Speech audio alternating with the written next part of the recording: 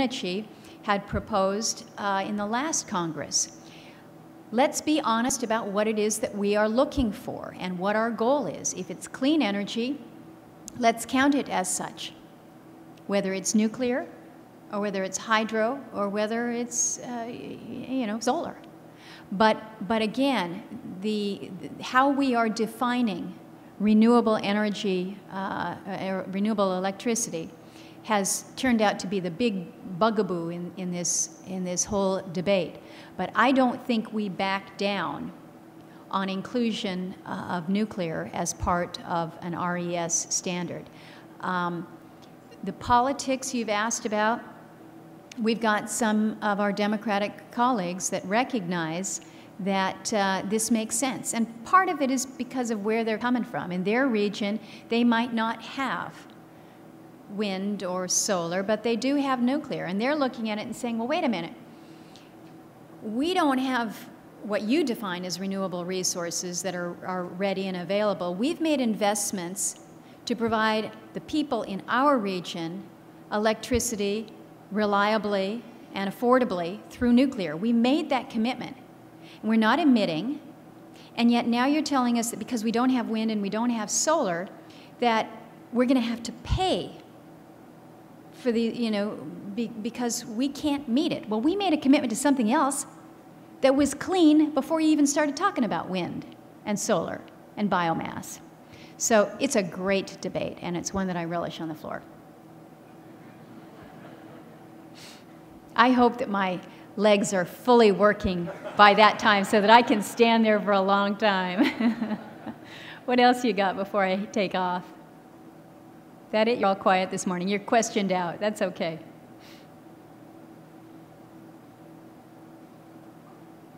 Just a very quick question, and then there's a question behind me. No question? Just me. Just me. It's just me. Good.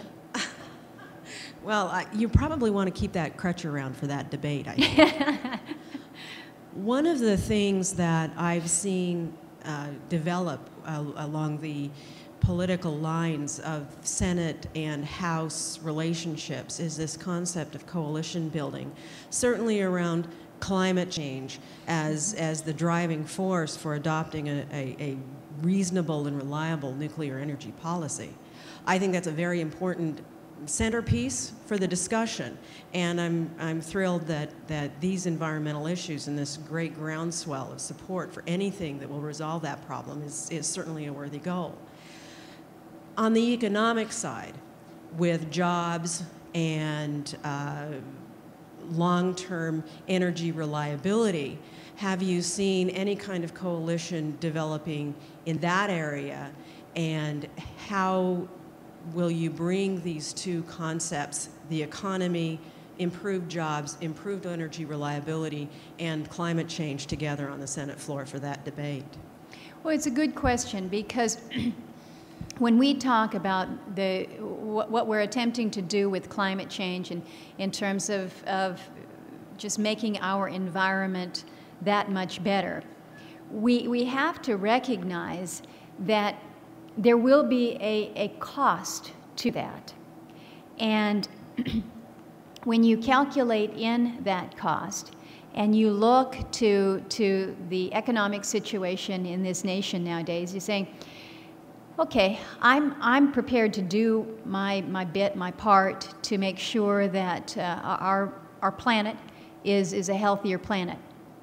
But I want to make sure that I'm still able to provide for my family, that I still have a job, and that our economy as a nation is strong enough to do all these things that we are hoping to do as we try to achieve the goals that will be set out through perhaps a cap and trade or just the climate change legislation that may possibly be adopted. So you cannot separate out the two.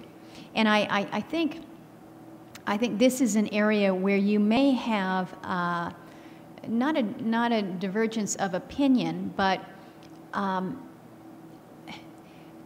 a situation where you have one side not talking about the costs, one side that's not looking at the economic factors that may come into play. I have a situation up north. We pay the highest energy costs of anybody in the country in some of our villages. Even though the price of gas has gone down oil has gone down dramatically since last summer, I've got villages that to this day are paying $8.50 for a gallon of fuel, and that's just what they pay. Their communities are powered by diesel. It's a tough situation for them, and they are very keyed into the fact that that climate change is happening in our state, and we've got villages that are subject to additional erosion because of climate change. It's real for them. But if I were to go back to the people in some of my communities and say, well, in an effort to make sure that we're reducing our emissions on an aggressive schedule, the tax, essentially, to you for your energy could be, I don't know, as much as $3,000 a family. We don't really know. Maybe it's only going to be $900 a family. We don't really know. They would tell me, Lisa, thank you very much for thinking about everybody else, but we can't take on an additional economic burden. You've got to figure out another way. So we have got to have, you mentioned coalitions, we have got to have a recognition or a coming together